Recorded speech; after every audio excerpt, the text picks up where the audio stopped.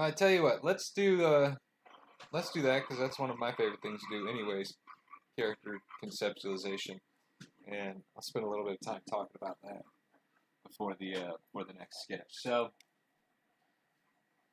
character conceptualization is trying to communicate an idea visually with your audience without having to tell them anything, because the name of the game is show, not tell.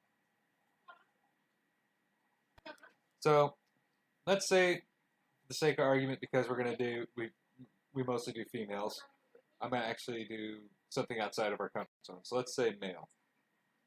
So we're just gonna write down a conceptualization here. So let's say it's a male, and because I've been watching a lot, I'm gonna combine everything that I've looked at recently. So he's a game developer.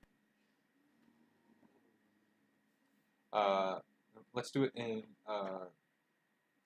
Code Geass style. Okay, so I've been watching Code Geass. So let's do a manga-ish stereotype. Stereotype. I don't want to draw across my area here, but this is actually for horror because I've been playing a horror game, right? So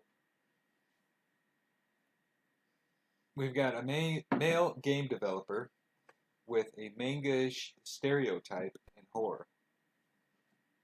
So this is what we're going to try to communicate, right? So how do we do something like that? Well, we come in, we start off our sketch just like we would any other sketch. Because he's a male, he's going to have a wider chest than he does midsection. That's where you get that diamond figure from. But here's the deal. Our guy's a game developer that's a stereotypical manga character. So, we're not going to want him to be that bulky. So how do we stop him from being that bulky without having to redraw this whole picture? Well, it's really easy. What we're going to do is we're going to come in here, and like we've talked about before, we're going to make his head bigger. Because by making his head larger, we actually shrink the body. There we go. And just like that, our characters become much thinner. No. No, unfortunately I'm not. This is just for, this is just what we combined recently. So by making his head bigger now, it's actually made his body much smaller. This might be more new than I thought it was going to be, because since we're going to do it in the manga-ish style of Code Geass, it's actually going to be really thin and long anyway. So we're going to over amplify any of his joints, make his shoulders bigger, and to make his hands bigger, okay? Because that's going to show how much smaller every other part of him actually is. That's a terrible hand. It was just me wanting to sketch something out real quick. So, he's a stereotype. So we're going to give him glasses. Ah.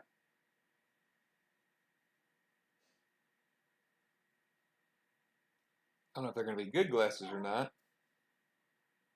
And because we're oversizing each feature, we're going to give him larger ears, right? We're going to zoom in just a little bit so I can see what I'm doing. More importantly, so I can get rid of all those pixels that I don't understand. They keep showing up. Square out these glasses a little bit. There we go. Okay.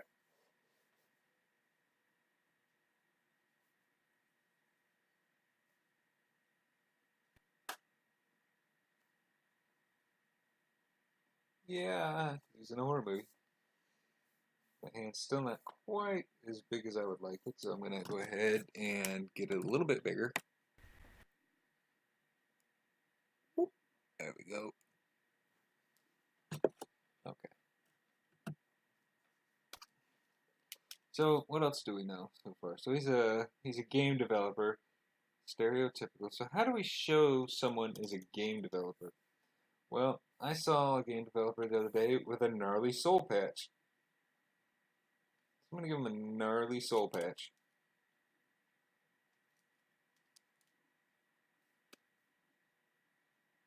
We'll give him a longer nose.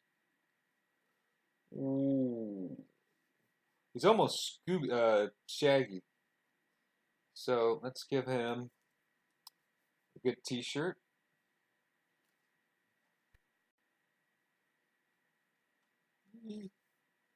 So one thing we can see already that we've done is that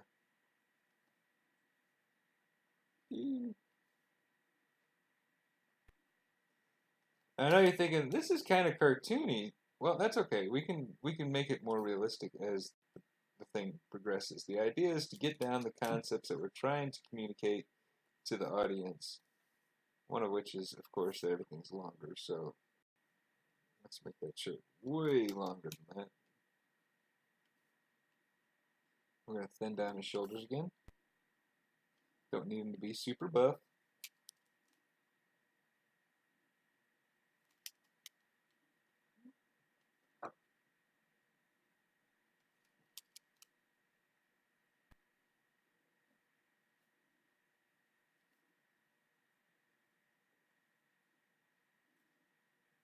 Luckily, it's just a stick drawing-ish, so we can come in here and do this. Whoa! I'll give him a cool little shirt. Let's see here.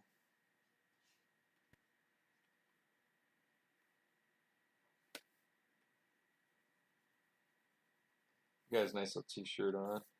We'll give him a little, let's go NRC. Shout out to all the high-res competitive fellas out there.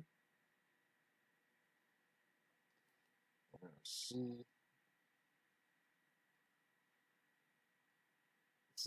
This logo is going to be done so badly, there's no way they can sue me for, well, I mean, they could sue me for making it awful if they really wanted to, but NRC. I'll give them a little planet right here. I don't have any idea what that has to do with NRC, but there you go.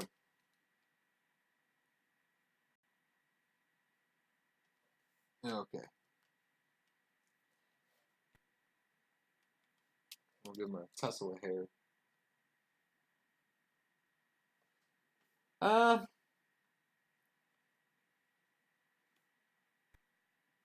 Yeah, they're pretty quick to go. So what I'm going to do is, the teenagers go first, so what we'll do is we'll make them older. There we go.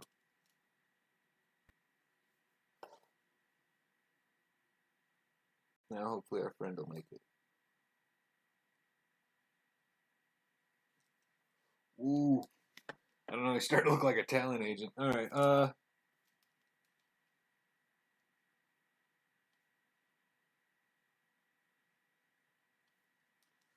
whoa, bro. This could be a balding me. So, then we've got... Okay. So let's take a step back for just a second.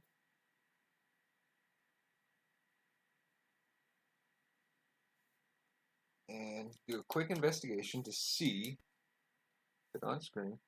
Based off of what we have right here, if I was to tell you that that was a game developer inside of a horror movie, is that believable? Well, yeah, I kind of feel like it is. But how do we make it more believable? Well, one thing we're not going to do is I'm not going to widen this base any. I got to zoom in. My pen size is way too small to be zoomed out that far. I'm not going to widen this base any. So I'm going to stick with this pattern of leg. That layout of leg, I should say.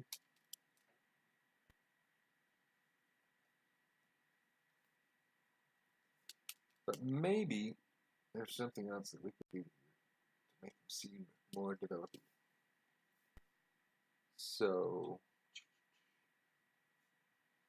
what if, because remember, we're thinking in stereotypes here for our character development. Now, later on, you can come back in and remove those stereotypes or explain them away or whatever you need to do. But from the onset, you're going to want to over-exaggerate everything to make sure that you properly captured the character.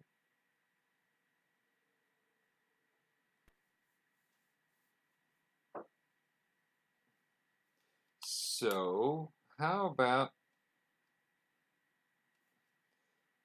a lot of office people get carpal tunnel syndrome. Now, do all people that have carpal tunnel syndrome develop games? No. But that's why we're saying what we were saying about the stereotypes. In this case, though, he could totally have it and not have a problem with it. So I'm going to give him a little carpal tunnel band.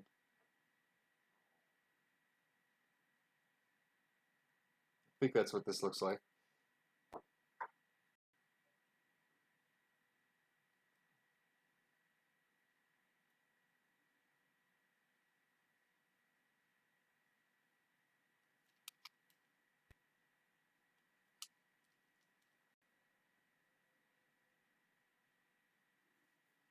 Right?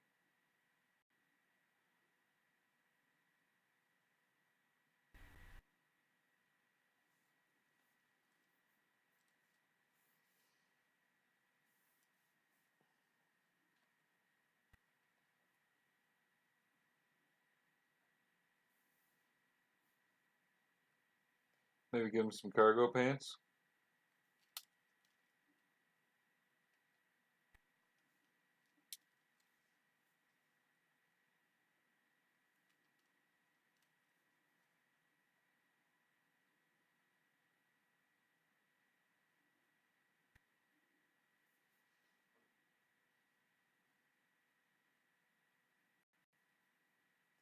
Maybe in this hand, because remember he's a character that's in a horror movie, but he's a game developer. Maybe he really doesn't like violence, right?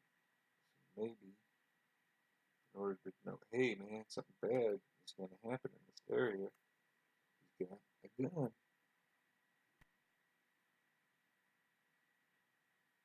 Of course, since he's a game developer that abhors violence, he's not even holding the gun right.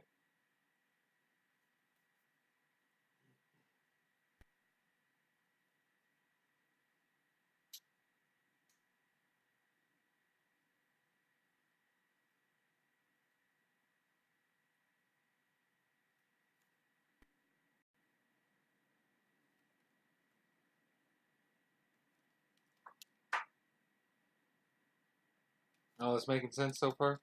More importantly,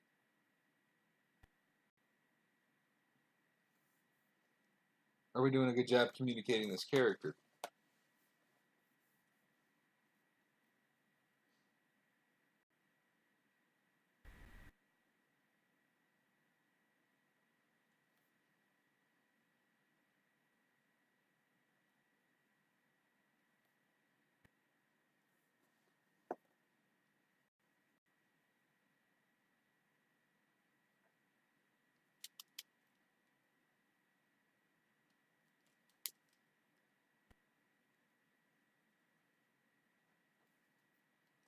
There we go.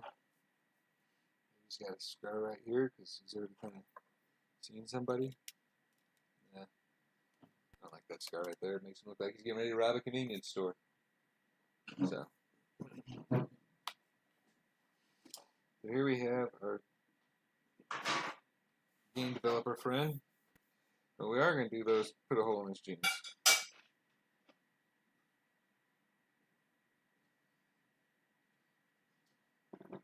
The reason that hole in the jeans is so important is because that's going to tell people that this guy has definitely been through something. We might not know what it is.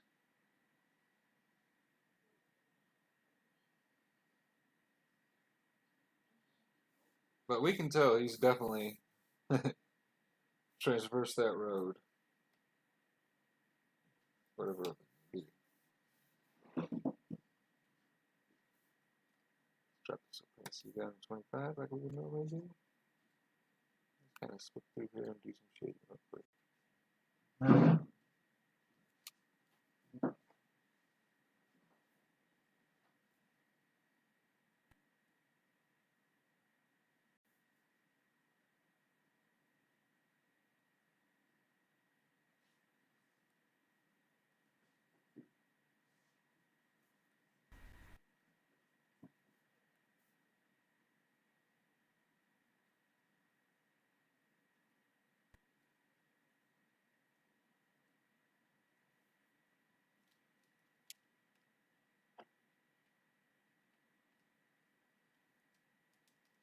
I drop that pen back down and redraw as goatee in. I just wanted to make sure that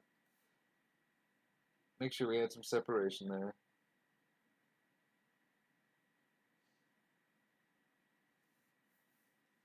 There we go. Now we can drop the opacity to 60. Drop this back up. Draw some next shade. Whoop.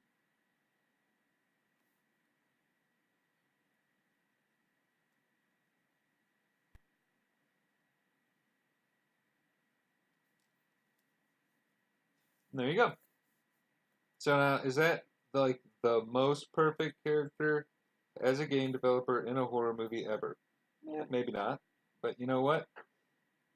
The idea here is that it starts getting the gears rolling about your character so that you can start visualizing what you're working with.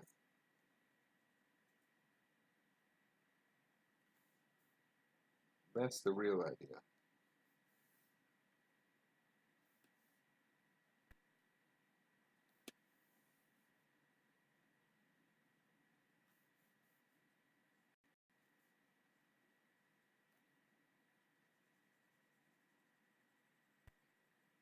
So hopefully that makes some sense.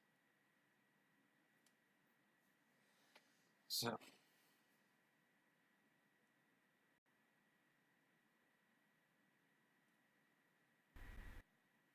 now hold on, the pen's catching up. See, I don't know if I'm not drawing or if the pen's not catching up. It wasn't catching up.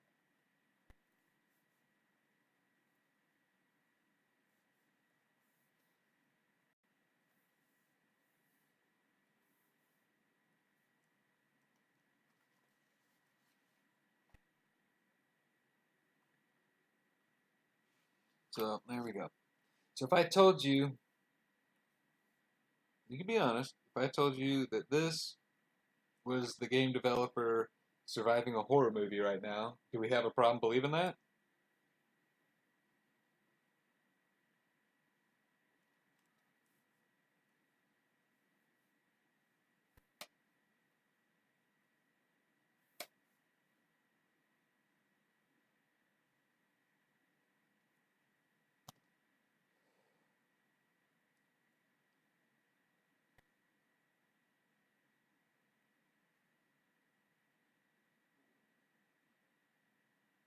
I guess I could have shaded the gun, huh?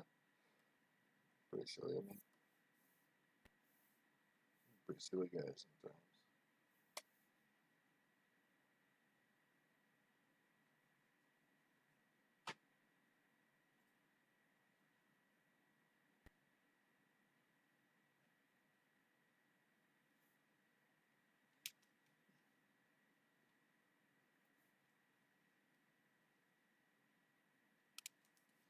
Next character, my girl, my own design. I think I could pull that.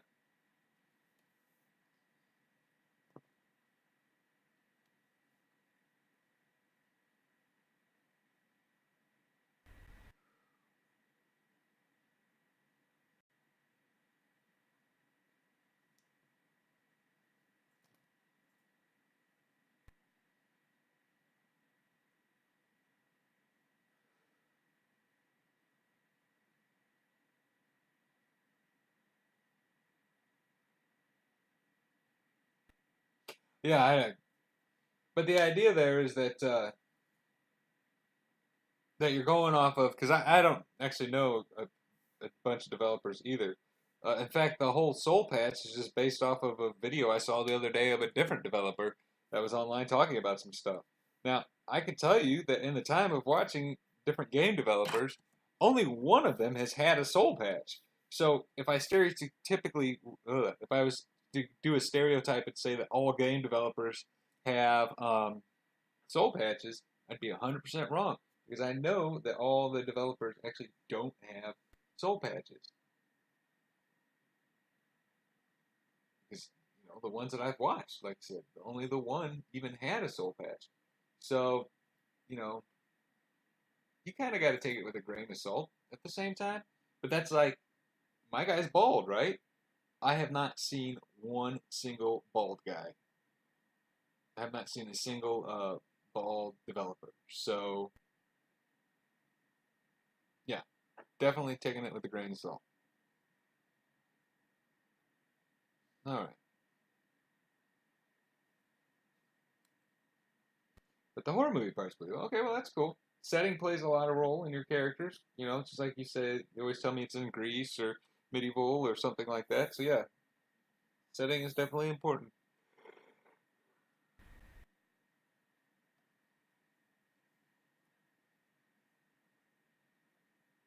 So honestly, it's a pretty good stereotypical character in that we could insert him into a horror movie, we could insert him into a cop drama, we could insert him into a lot of different things. That, I mean, just pitch him right in there, poor guy. But yeah, so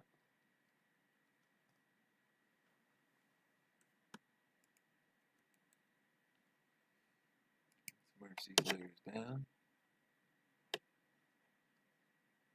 And we're going to do a monster grill of my own design. All right, give me half a second to think about it. I'll be right back. Just 1 minute. Just give me 1 second.